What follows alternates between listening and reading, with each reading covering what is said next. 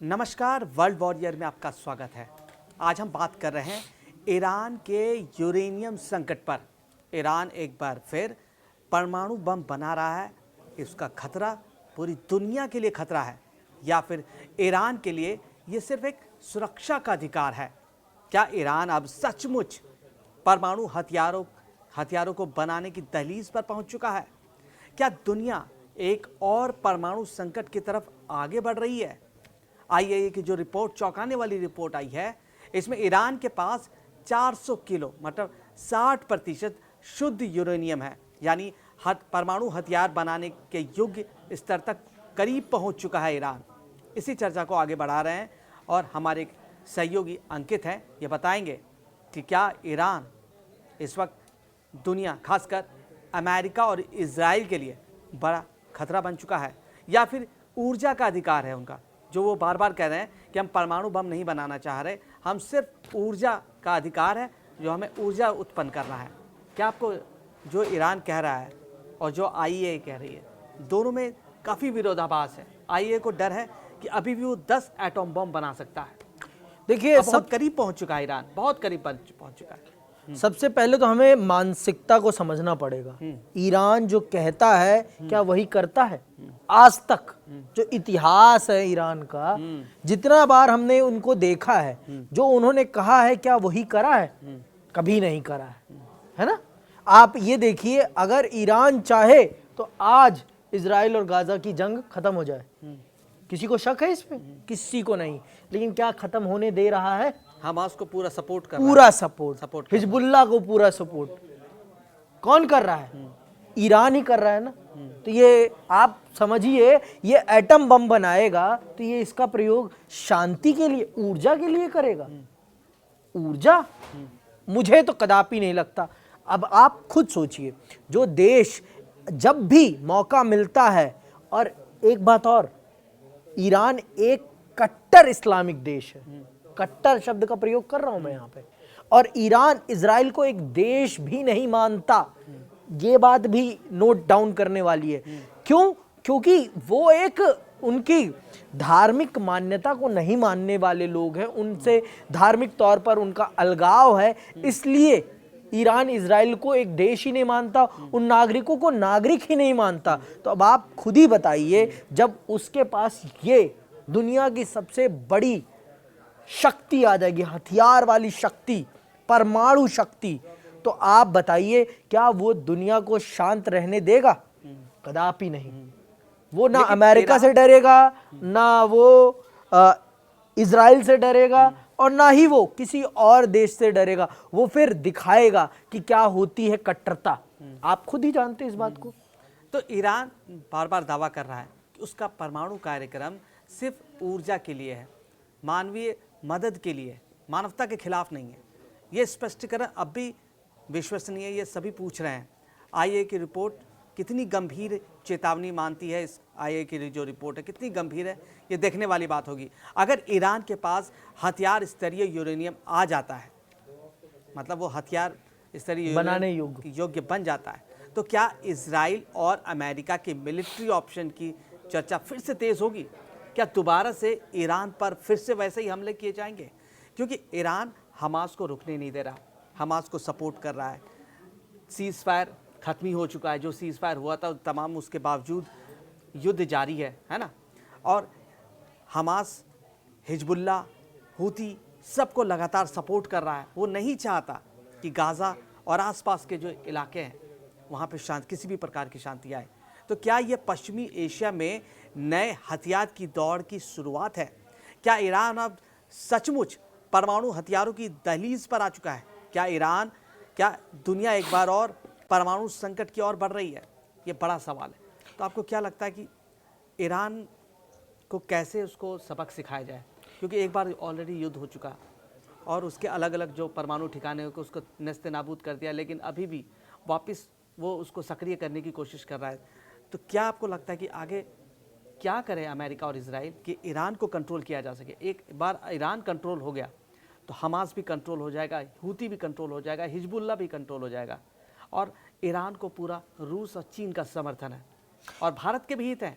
जो एक कॉरिडोर बनने वाला है, जो मिडिल ईस्ट और यूरोप की तरफ आज हमने चर्चा की है, जो बनने वाला है, उसको भी झटका लगेगा। अगर ये कंट्रोल हो गया, ईरान कंट्रोल हो गया, हमास कंट्रोल हो गया, तो ये कॉरिडोर भी बन जाएगा जो भारत के हित में रहे। देखिए, आपको सबसे पहले तो ये समझने की ज़रूरत है, हमें सबको ये समझने की ज़रूरत है, हित ज़रूर जुड़े हुए हैं, हमारे सबके हित जुड़े हुए हैं। चाइना अगर उसकी मदद कर रहा है तो वो अपने हित के कारण कर रहा है, रशिया अगर मदद कर रहा है तो वो अपने हित के कारण, अमेरिका अगर इजराइल की मदद कर रहा है तो उसके पीछे भी उसका अपना हित है। लेकिन ये बातें हमें ये भी सोचनी पड़ेगी कि अगर हम हित हित देख रहे हैं, अपना ही अपना, तो इस दुनिया का हित कौन देखेगा? अगर ईरान जैसे देश के पास परमाणु शक्ति आ जाती है तो फिर कौन सा संकट खड़ा होगा और उस संकट में अगर दुनिया फंसती है तो बचा कौन पाएगा? बचाने की किसी में शक्ति है? अब आप यही देखिए, हमारे पड़ोसी पाकिस्तान की बात लेते हैं।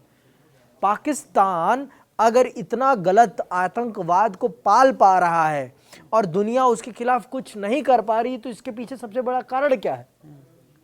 किसी से छिपा हुआ तो नहीं है, परमाणु शक्ति। अगर ये परमाणु शक्ति राष्ट्र नहीं होता तो क्या आज के समय पर ये आतंक पाल पाता? कदापि नहीं पाल पाता। और क्या इसे इस्लामिक नक्शे पे भी नहीं होता इसमें। जी, तो वही बात, इसी प्रकार से ईरान पर भी यही बात लागू होती है। अगर ईरान के पास परमाणु शक्ति आ जाती है हथियार वाली, तो वो क्या अपने मिडिल ईस्ट को सुरक्षित रहने देगा? वो मिडिल ईस्ट को कंट्रोल करने की कोशिश हाँ, तो करेगा। वही चीज है ना, अस्थिरता लाने की कोशिश करेगा। आप फिर एक दादागिरी ही करना चाहेंगे, है ना? आप चाहते हैं कि आप भी उसी पोजीशन में आए जिस पोजीशन में अमेरिका है। ठीक है भाई, आपकी इस इच्छा का मैं, देखिए, सत्ता प्राप्ति के चरम पर पहुंचने से किसी को रोका नहीं जा सकता, लेकिन ये बात भी सत्य है कि अगर आप सत्ता के हसल में भागते रहेंगे तो फिर सब लोग अगर हसल टसल में ही रह जाएंगे तो दुनिया बचेगी कैसे? दुनिया, अगर हम और आप ही नहीं रह जाएंगे तो इस दुनिया का क्या मतलब रह जाएगा? इस दुनिया में इंसान का रहना जरूरी है ना। इंसान के लिए ही है ना दुनिया, हथियारों के लिए तो नहीं बनी है। तो अगर सब लोग ही हथियार, इसीलिए तो 1960 के दशक में परमाणु पर नियंत्रण पाने के लिए एक संधि करी गई, परमाणु अप्रसार संधि, जिसके माध्यम से परमाणु संपन्न राष्ट्रों ने ये निर्णय लिया कि आने वाले टाइम में अब कोई भी देश परमाणु शक्ति नहीं बनाएंगे। और पूरी दुनिया ने साइन किया, लेकिन हमने उस पर साइन नहीं किया था। भारत ने कहा कि ये हमारी सुरक्षा के लिए ये सबसे बड़ा खतरा है, क्योंकि अगर आपके पास रहेगी तो आप दादागिरी दिखाएंगे, और जो कि दिखता भी है। जिन देशों के पास भी परमाणु शक्ति है वो दादागिरी दिखाते हैं। तो ईरान भी अपने आप को बाहर निकालना चाहता है कि मैं भी उस पोजीशन में आऊं और दुनिया को दादागिरी दिखाऊं। ये तो हकीकत है, इसमें कोई दो राय की बात। पहले मिडिल ईस्ट को और इजराइल को मैं नक्शे से मिटाऊं, है ना? पहला टारगेट वही है उसका, पहला टारगेट वही है। लेकिन ये भी तो सोचिए, आप जब बात करते हो इंसानियत की, जब आप बात करते हो मानवता की, तो क्या इजराइल के लोग इंसान नहीं है? क्या वो मनुष्य नहीं है? आप उन पर जब परमाणु बम दागोगे तो क्या वहां बच्चे नहीं मरेंगे, वहां महिलाएं नहीं मरेंगी? ये भी तो बात है ना। तो जिस प्रकार से आप गाजा की बात करते हो, जिस प्रकार से गाजा के लिए पूरी दुनिया में दुहाई आप उठा देते हो कि ये तो मर रहे हैं, ये कट रहे हैं, तो क्या जब युद्ध होगा, ईरान जिस मानसिकता से काम कर रहा है, तो अगर वो उस मानसिकता में सफल होता है तो वो जिन लोगों को मारेगा, क्या वो इंसान नहीं होंगे? क्या वो मनुष्य नहीं होंगे जिन पर आप अपने परमाणु बम दागोगे?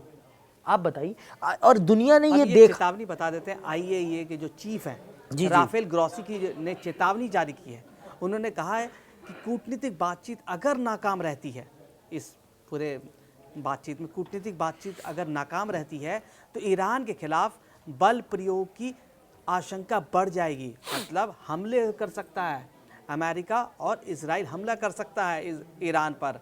ग्रॉसी ने ये बातें जिनेवा सॉल्यूशन, एक गैर लाभकारी संस्थान है, उसको एक इंटरव्यू में कहा कि अंतर्राष्ट्रीय संगठनों की जो एक संगठन है उसको ये बात कहा, ईरान फिर से बना सकता है सेंट्रीफ्यूज, जो एटॉम बम है, उन्होंने कहा कि अगर ईरान ने यूरेनियम को इससे भी ज़्यादा शुद्धता तक संवर्धित किया होता तो उसके पास 10 परमाणु बम बनाने जितना पदार्थ होता, मतलब बना लेता।